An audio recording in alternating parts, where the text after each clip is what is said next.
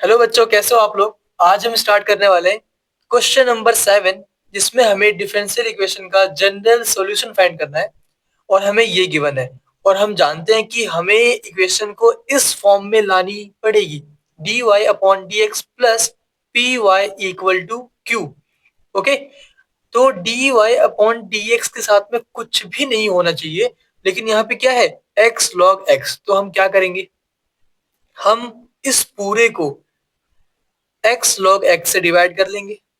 कर लोगे सबको, तो जल्दी से कर दो। तो अगर मैं इसको डिवाइड करूंगा x log x से, तो मुझे यहाँ पे ये नहीं मिलेगा, कैंसिल हो जाएगा। तो सिर्फ dy अपॉन में dx बचेगा, फिर प्लस y अपॉन में x log x equal to 2 log x upon में, यहाँ पे x भी है और x log x भी आ जाएगा। ओके, तो ये वैल्यू मिल गई हमें, इसमें कोई दिक्कत। हमने क्या किया है, इस पूरे को x log x से डिवाइड कर दिया। क्यों किया, क्योंकि यहाँ पे हमें dy अपॉन dx चाहिए, तो ये चाहिए बस, तो ये हटाना होगा, तो इसको हमने हटा दिया इस तरीके से। ठीक है, अब बताओ मुझे, कुछ क्या कैंसिल हो रहा है क्या। तो आंसर है हाँ, कुछ तो कैंसिल हो रहा है। दिखा आपको, log x से log x कैंसिल हो गया। क्या बच रहा है हमारे पास, ये बचा हुआ है। और हम जानते हैं कि जो हमारा p होता है वो y के साथ में होता है। तो यहाँ पे y के साथ में क्या है, मैं इसको एक बार वापस लिख रहा हूँ ताकि जिनको डाउट हो कि सर आप क्या कर रहे हो, ये मैंने क्या किया, मैं क्या कर रहा हूँ, ये लिख दिया मैंने। ठीक है, इनटू में y, एक ही बात है।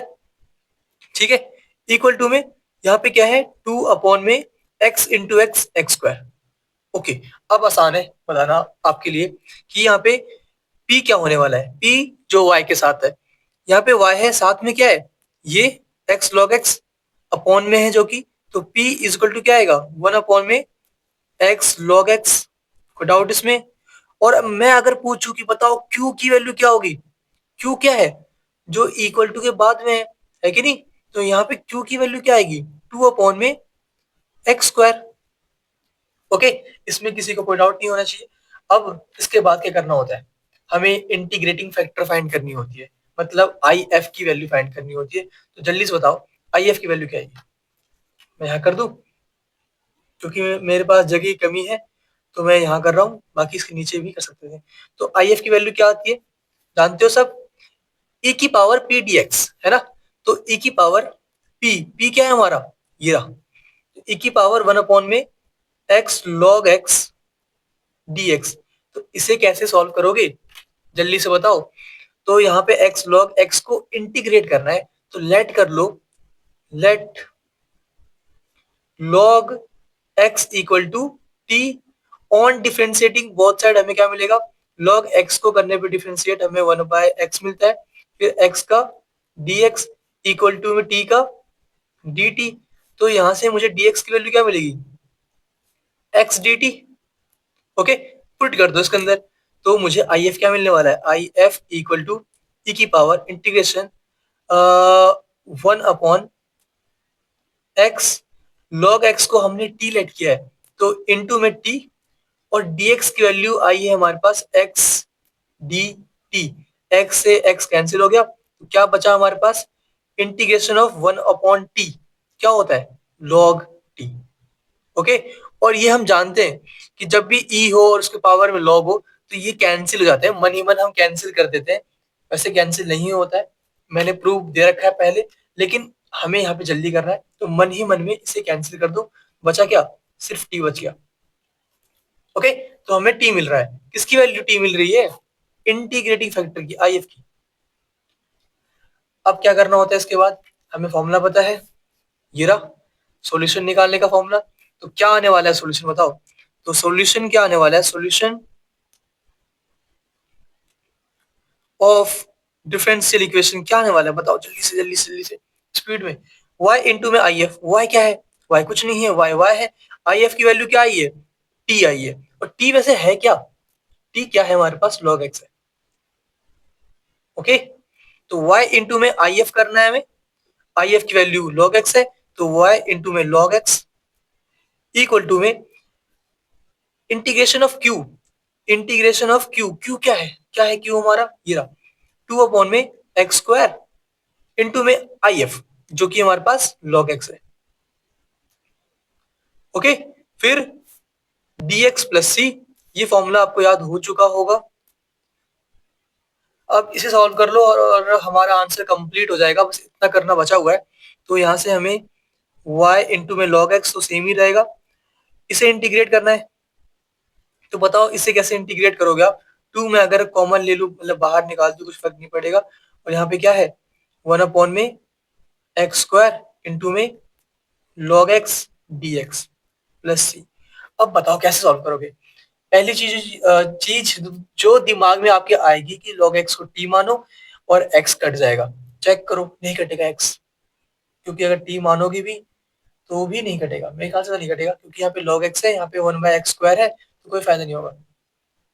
ठीक है, क्योंकि क्योंकि एक x तो कट जाएगा, एक बच जाएगा, तो उससे फायदा नहीं है। तो हम क्या कर सकते हैं, हमारे पास एक चीज है जो हम यूज कर सकते हैं। इसे कहीं देखा है आपने, बताओ। एक्सरसाइज 7.6 पे हमने इसे बहुत अच्छे से यूज कर रखा है, इसे देखा होगा। आईलेट, अब याद आ गया होगा आपको कैसे यूज करते हैं। तो आईलेट बोलता है हमें इनवर्स, फिर लॉग, फिर एलजेब्रा, फिर ट्रिग्नोमेट्री, फिर एक्सपोनेंट। तो इनवर्स यहाँ पे है नहीं, फिर लॉग आएगा, लॉग है ना। और जो पहले आता है उसे हम यू लेट करते हैं, और जो बाद में आता है उसे हम वी लेट करते हैं। तो ये हमारा यू होने वाला है, क्योंकि लॉग पहले आ रहा है, फिर एलजेब्रा आ रहा है, मतलब 1/x स्क्वायर, ये एलजेब्रा होता है जो कि वी आ गया। ओके, तो यू और वी हमारे पास आ चुके हैं। फॉर्मूला ये रहा, जल्दी से पुट कर दो और आपको आंसर मिल जाएगा। तो यहाँ पे मैं कर दूं, तो आंसर आने वाला है y इंटू में log x इक्वल टू में 2। इसकी वैल्यू क्या होने वाली है, ब्रैकेट के अंदर कर रहा हूं, u इंटू में इंटीग्रेशन ऑफ v, u क्या है log x, इंटू में इंटीग्रेशन ऑफ v क्या है 1/x स्क्वायर, फिर dx आएगा, फिर माइनस एक बड़ा सा इंटीग्रेशन, जिसके अंदर हमें पहले तो डिफरेंशिएट करना होगा D upon d x, you को, यू क्या है हमारा log x, फिर हमें इंटीग्रेट करना होगा v को, जो कि हमारा क्या है 1/x स्क्वायर, और dx और ब्रैकेट क्लोज, dx इस इंटीग्रेशन का dx यहाँ पे आ गया, और ये बड़ा वाला ब्रैकेट भी क्लोज हो गया। ओके, तो इसे सॉल्व कर लो और आपका आंसर कंप्लीट हो जाएगा। इसे करने से पहले एक मैं बात बता दूं, इंटीग्रेशन ऑफ 1/x स्क्वायर क्या होता है बताओ। ये हमारा -1/x होता है। जिनको ना पता हो, एक्स स्क्वायर को ऊपर ले जाओ, फिर +1 कर दो पावर में, और -1 कर दो, सॉरी +1 कर दो, और नीचे टोटल पावर लिख दो, तो ये आ जाएगा। ठीक है, कोई बड़ी बात नहीं है। मैं यहाँ पे डायरेक्ट यूज कर रहा हूँ, मैं सॉल्व नहीं करूंगा यहाँ पे। डायरेक्ट जहां पे भी इंटीग्रेशन ऑफ 1/x स्क्वायर है, तो माइनस का 1/x लिखने वाला हूँ मैं। तो आंसर क्या आ गया, ये आ गया इक्वल टू में 2 ब्रैकेट log x इंटू में 1/x स्क्वायर का इंटीग्रेशन अभी बताया मैंने, -1/x होता है, फिर minus integration D upon d x log x का, लॉग एक्स का डिफरेंशिएशन क्या होता है 1/x होता है ना। इंटीग्रेशन ऑफ 1/x स्क्वायर क्या आएगा, अभी हमने बात की थी क्या आने वाला है, -1/x आने वाला है, और यहाँ पे dx है तो dx लिख दिया। तो ये वैल्यू आ चुकी है।